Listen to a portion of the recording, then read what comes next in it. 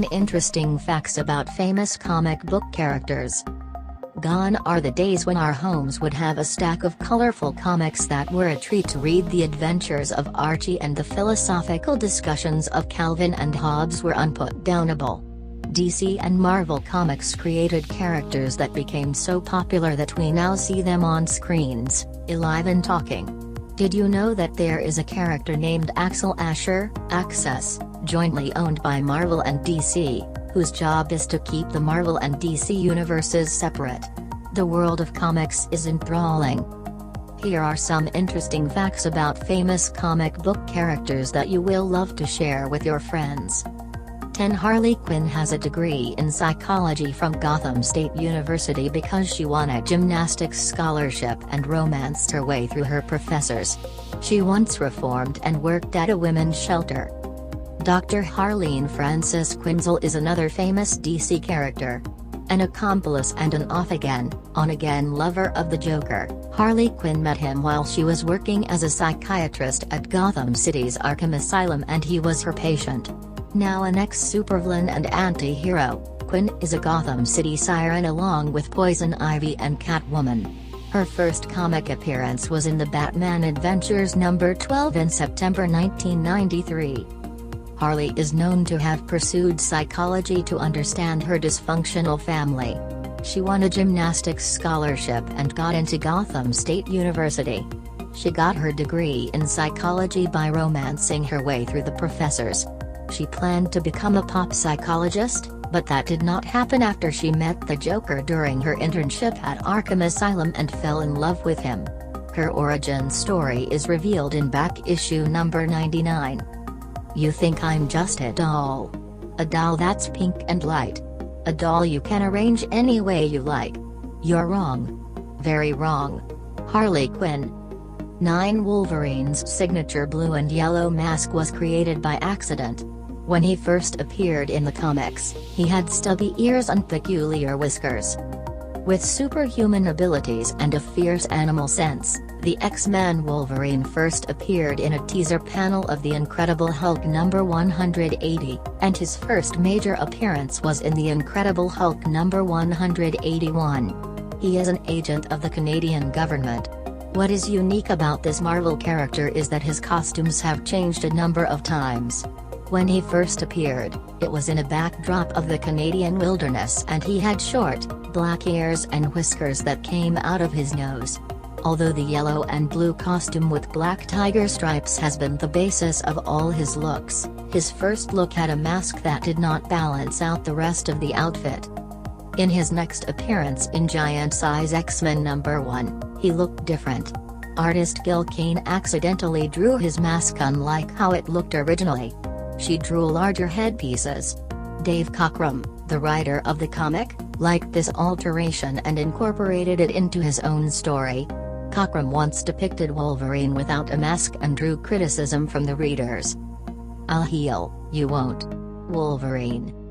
8. When Deadpool was first introduced, he was a supervillain. He is named after a betting pool run by a group of failed government subjects. When Deadpool made his first appearance in New Mutants number 98, he was portrayed as a supervillain. This merc with a mouth later evolved into a character that continued to have an anti-heroic persona but was relatable, funny, and often broke the fourth wall. When creator Robert Liefeld showed his new character inspired from Teen Titans, Fabian Nicieza said he was Deathstroke, a supervillain character from Teen Titans. As an inside joke, they gave the name of Wade Wilson to Deadpool's alter ego because Deathstroke's alias was named Slade Wilson. How the name Deadpool came about has yet another interesting story. When Wade Wilson was diagnosed with cancer, he volunteered to let a government research lab experiment on him. This was a part of Weapon X's mutant weaponization project. During his painful testing, he gained super healing powers but also lost his mental stability and was scarred all over his body. As he was the subject of a sadistic Dr. Kilbrew and his assistant Ajax, the chances of his survival were dim.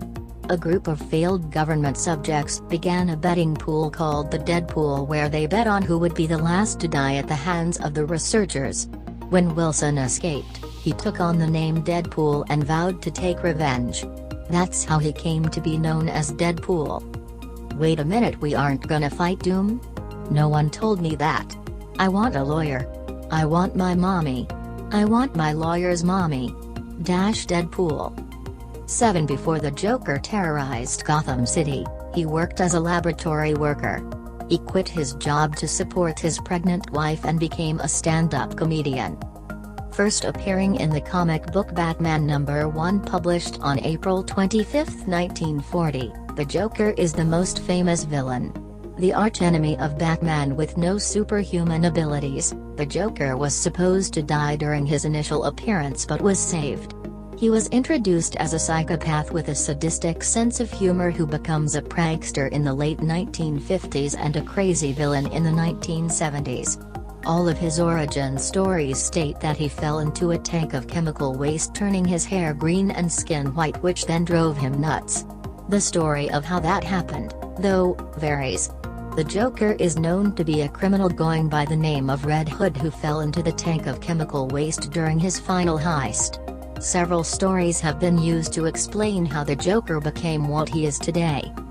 Another story, and the most narrated one, was published in Batman: The Killing Joke in 1988, where he is portrayed as a failed, stand-up comedian who resorts to committing crimes to support his pregnant wife as the criminal known as Red Hood.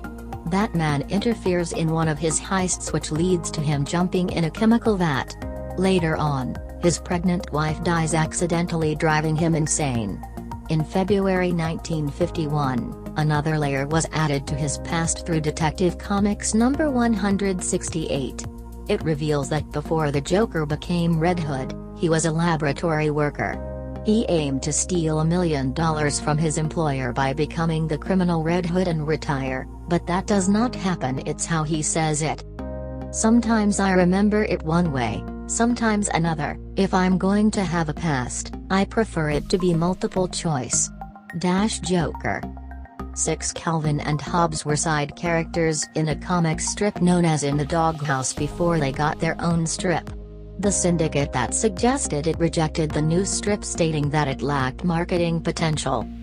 Bill Watterson, famous for refusing to sell Calvin and Hobbes even to Steven Spielberg and George Lucas, conceived the comic strip when he was working in an advertising job he disliked. He devoted his free time to create a comic for potential syndication. Out of the several comic strips he created, United Feature Syndicate responded positively to one of those titled In the Doghouse. In this strip, the main character's little brother had a stuffed tiger. The syndicate tasked Watterson to develop the tiger and the young boy as main characters, which then became the comic strip Calvin and Hobbes. Interestingly, the United Feature Syndicate rejected Watterson's strip, giving the reason that it lacked marketing potential. Another syndicate, Universal Press Syndicate, took it up. The first Calvin and Hobbes comic was published in November 1985. Within only a year, the strip was a hit and was being run in 250 newspapers simultaneously. You know, Hobbes, some days even my lucky rocket ship underpants don't help. Calvin. 5 Batman actually pays Superman's salary. Bruce Wayne, alias Batman, is a part owner of the Daily Planet where Clark Kent, alias Superman, works. Clark Kent, aka Superman, is a reporter who works for the Daily Planet, a fictional broadsheet newspaper that appeared in DC Comics. First owned by the bald villain Lex Luthor, the ownership of the newspaper was then transferred to the editor-in-chief, Perry White, after Luthor sold it to him for $1 thanks to a bold endeavor by Lois Lane. Then, the ownership fell into the hands of Bruce Wayne, and in Batman, Hush, it was named as a subsidiary of Wayne Entertainment, a part of Wayne Enterprises. Wayne continues to own the Daily Planet. We all know who Bruce Wayne also is, Batman. Sometimes, it's only madness that makes us what we are. Batman. For the famous villain Venom from Spider-Man was originally supposed to be a pregnant woman about to give birth who then bonds with an alien symbiote. Spider-Man's nemesis, Venom, is a simple but cool villain. He is often called the Spider-Man's opposite. When you think of it like that, Venom could have been a woman. David Michelinie, one of the creators of Venom, wanted him to be a woman originally. The character was to be a heavily pregnant woman who loses her husband after a taxi driver, distracted by Spider-Man, hits him on the road. This incident was to cause the woman to go into labor on the road, losing the baby, her husband, and her sanity altogether. This proto-female Venom was to get out of the hospital and bond with an alien symbiote, which would then become the source of her power. She would become a powerful villainess who could attack Spider-Man from the shadows without triggering his spider sense. But Marvel editor Jim Salicrup thought that a woman would not be a believable threat to a teen with superpowers and scrapped the idea. What's the matter, bro? Spider sense didn't tingle? Venom. 3 Clark Kent, who is actually Superman in DC Comics, is a not-so-famous character in Marvel Comics too. The Kent in Marvel is a reporter without an alias and nothing more. The writers included him as a joke. Clark Kent, who has an alias of Superman in DC Comics, is so famous that every kid in the last few decades would know him and would also imitate his style of wearing a red cape for fun. In DC Comics, Clark Kent is a reporter who works at the Daily Planet, the City of Metropolis news organization. He turns into Superman whenever the people need him. In Marvel, Clark Kent is just another reporter who works for a great metropolitan newspaper and has a penchant for covering superheroes. This started as a spoof in 1976. The character continued to appear without much emphasis put on Kent in Marvel Comics because the writers thought it was funny and acted as a sight gag and a spitball at DC. They kept the details subtle enough to avoid any legal trouble about copyright infringement. DC never filed a suit against Marvel for this. The amazing can only be created by facing fear, risk, and failure during the process.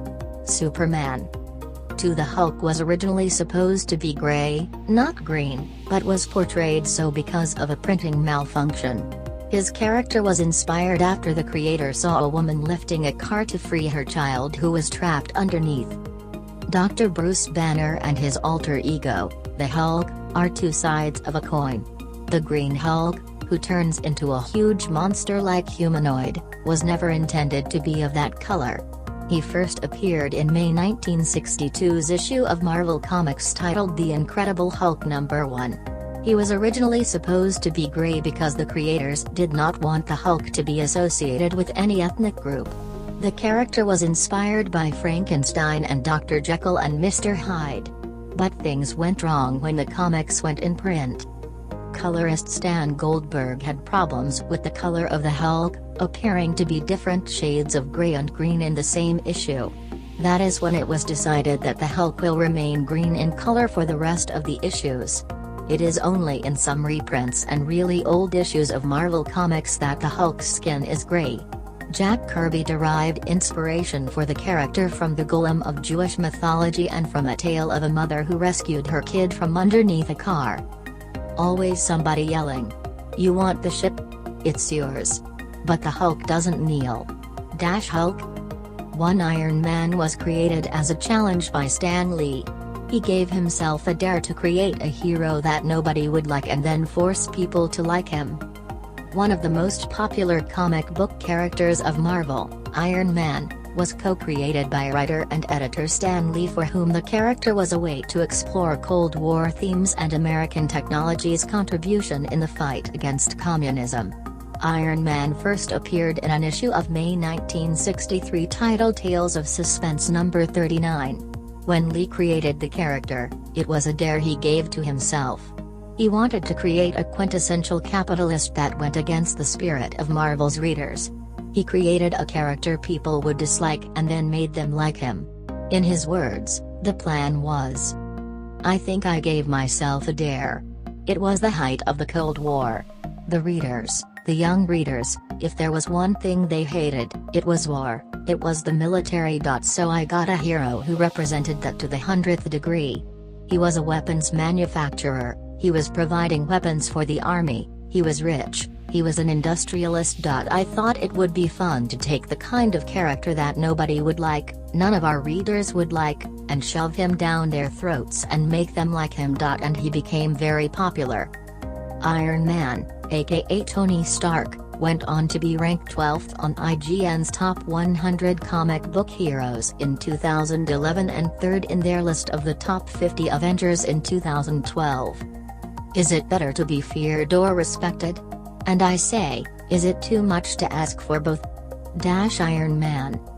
Please like, comment, share, subscribe. Thank you.